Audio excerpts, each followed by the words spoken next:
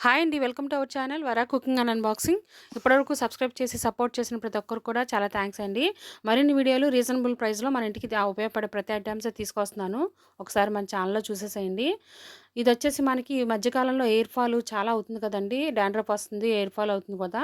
దానికి సంబంధించిన rosemary leaves అనేది నేను మీషోలో బుకింగ్ చేయడం జరిగిందండి. దీన్ని వాటర్‌గా, లిక్విడ్‌గా యూజ్ చేస్తారు. అట్లాగే ఆయిల్‌గా కూడా యూజ్ చేస్తారు. ఇవి 2 డబ్బాలొచ్చినాయండి. ఒక్కొక్క డబ్బా వచ్చి 100 గ్రామ్స్. 2 కలిపి నాకు 195 వచ్చినియి. కాస్ట్ వచ్చిందండి. 200 గ్రామ్స్ రోజ్‌మెరీ లీవ్స్ వచ్చినియి.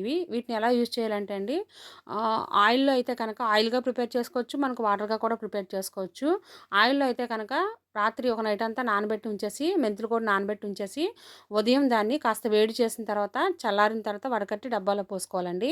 అదే లిక్విడ్ అయితే కనుక మనం నైట్ అంతా వాటర్‌లో నానబెట్టేసి, వాటర్‌ని అంతటిని కూడా మళ్ళీ బాయిల్ చేసి, దాన్ని వంపుకొని ఒక స్ప్రే దాంట్లో తీసుకోవాలండి.